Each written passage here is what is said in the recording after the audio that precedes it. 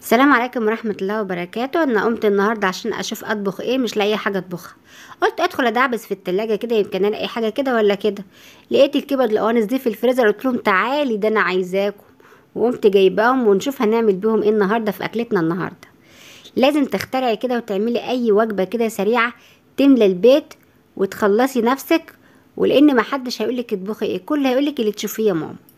جبنا الحله بتاعتنا ونحط فيها شويه زيت او سمنه، ونحط فيها بصلايه متوسطه، يعني مش بصله كبيره، لا واحده متوسطه.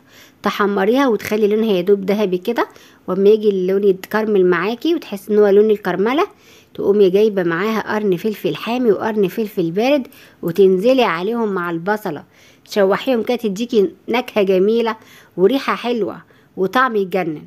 هي ديت لازم تخترعي ولازم تعملي اي اكله حلوه لولادك ياكلوها ويشبعوا.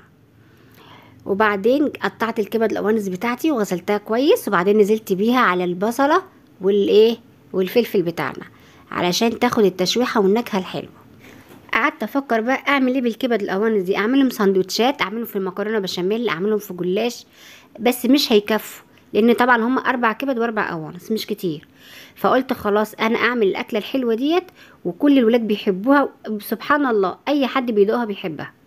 شوحتها كويس والكبده نزلت الميه بتاعتها هي خلاص مع البصله، والكبده كده استوت والقوانص. قمت جايبه كوبايتين شوربه وقمت نازله بيهم. لو انت ما عندكيش شوربه اعملي بالميه، الميه برضو بتدي طعم جميل ونكهه حلوه، بس انا بفضل الشوربه، وعشان انا ما برميهاش خالص دايما اخزنها في الفريزر لان انا بطبخ كل اكلي بالشوربه.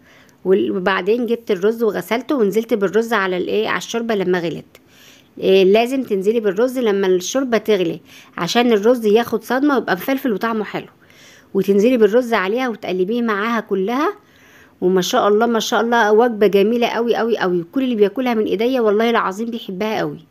وهي دي في الاخر النتيجه بتاعتنا، الرز بالكبد والقوانص، وجبه حلوه قوي قوي قوي. الرز بالكبد القوانص دوت مع الخيار والطماطم والمخلل، وجبه كامله متكامله مش محتاجه اي حاجه وياها خالص، والله العظيم وجبه مفيش بعد كده. وممكن ياكلوا منها مره واتنين وتلاته، عشان كده بقولك بزودي الرز شويه لان هي مغريه قوي في الاكل ومش محتاجه معاها اي حاجه. وكل اللي دقها من ايديا محبها قوي قوي قوي، والكل شكرها ومحدش رفضها ابدا. وساعه ما بعملها بيقولي الله عليكي وعلى اكلك.